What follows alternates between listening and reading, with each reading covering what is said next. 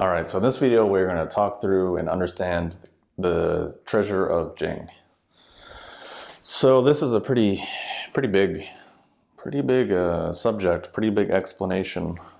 So keep it somewhat brief and relevant to this context, because if we went into how it relates to spirituality or the unfoldment of our life path, that's a part of what we'll touch on. Aspect of our physical health and functioning, we'll touch on that. But if we, again, can go into very many deep tangents, which I'll try not to do that too much because I don't want this to be like a 4-hour video. But the first and the most important thing, it is not your fucking sexual fluids. Like, I just have to mention it because if you just Google it online, you'll see it.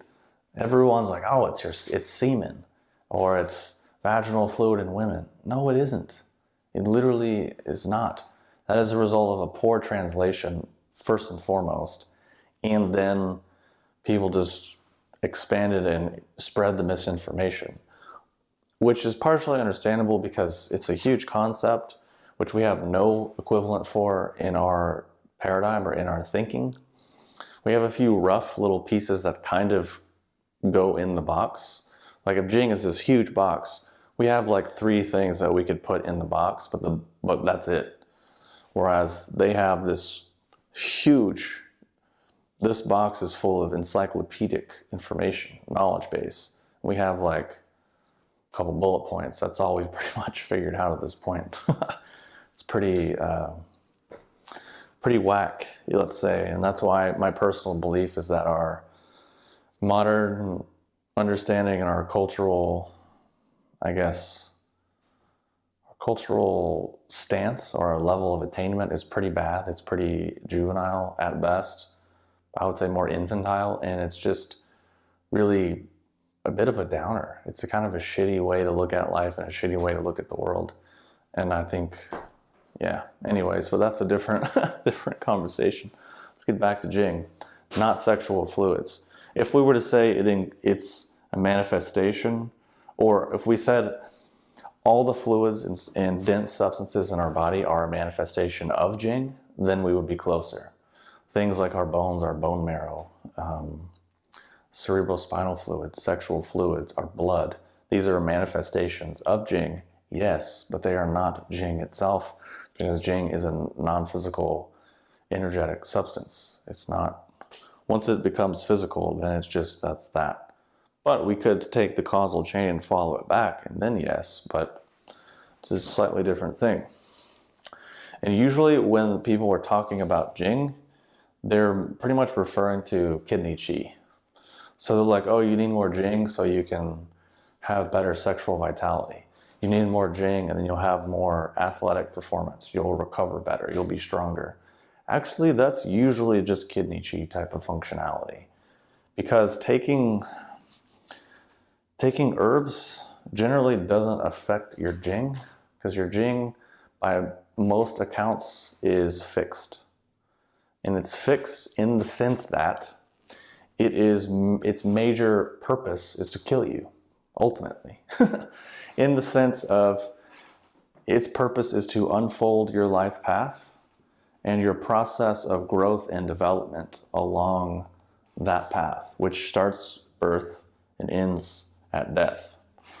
But it kind of also doesn't, because this concept of Jing, this substance, we inherit from our parents and from our generation. So at this point, we could easily get into the concepts of Ming Men, the concepts of karma, the concepts of reincarnation and transmigration, because believe it or not, these are all mapped out and understood pretty specifically and pretty well within this paradigm.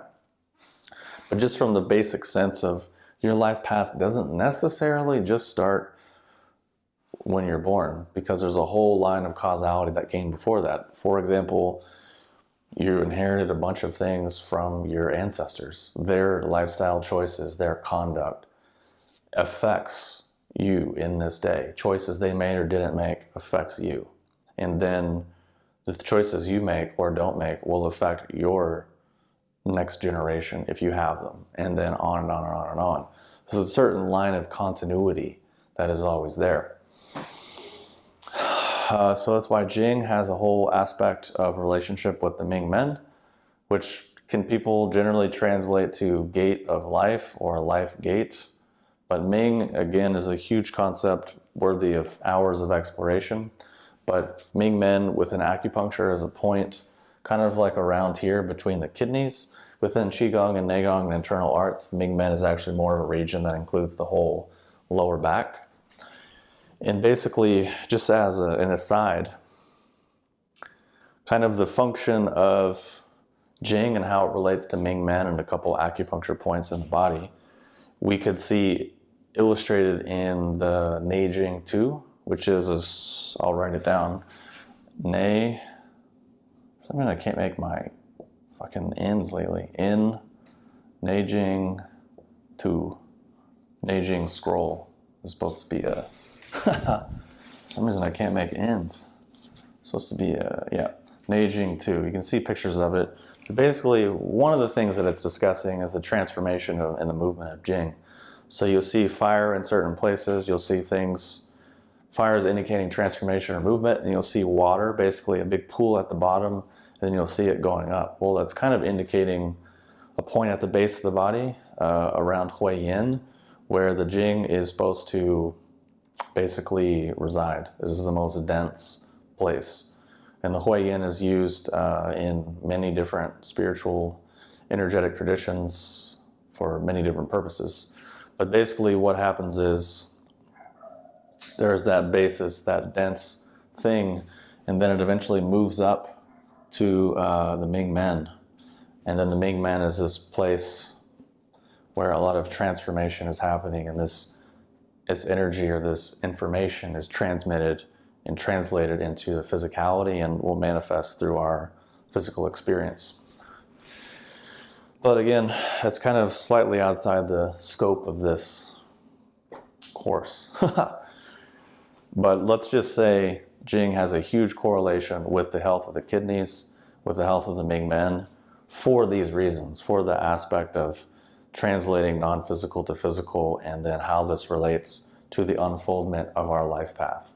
Now, I should clarify, in this context, we don't mean like what kind of new agey or positive thinking or spiritual people think by life path or mission or purpose or destiny.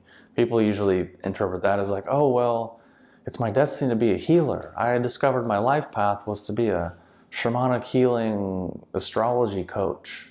That's not what this means. It's something much more deeper, not necessarily at the superficial level of you should be a doctor versus a lawyer. Something kind of a lot deeper, but again, it includes the unfoldment of our growth and development over time.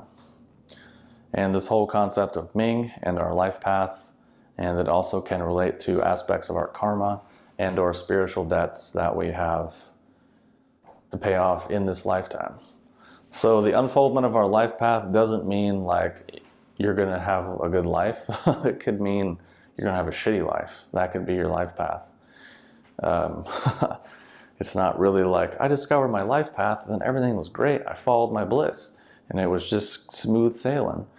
Actually, oftentimes when people follow their life path, their life just gets harder. Like if you think about anyone in history who changed anything or did anything, their life usually wasn't a piece of cake. They had a lot of suffering and a lot of trials and tribulations. But it's weird, everyone will kind of forget that and just put them on a pedestal, idealize them, and be like, oh, I want to be like that. It's like, do you really? Do you really want to deal with the shit they had to deal with on a regular basis? Like, I don't know if you do. Like, really think this through.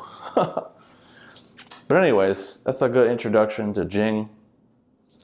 Hopefully it gives you a lot of food for thought and can give you some introduction into how many concepts can interrelate and how really this philosophy is actually integrative and actually holistic, but not because they never made the divisions in the first place. Meaning like in modern times, people are like, oh, it's holistic health, it's integrative medicine. You only need to do that because you broke the mirror, now you're trying to put it back together through positive thinking and like cool, cute words. Or you could just actually take yourself out of that paradigm and get into a new one and not have to get all this extraneous verbiage. Anyways, bit of a digression. So hopefully this video has been helpful, and I'll see you in the next video, and we'll go over Qi.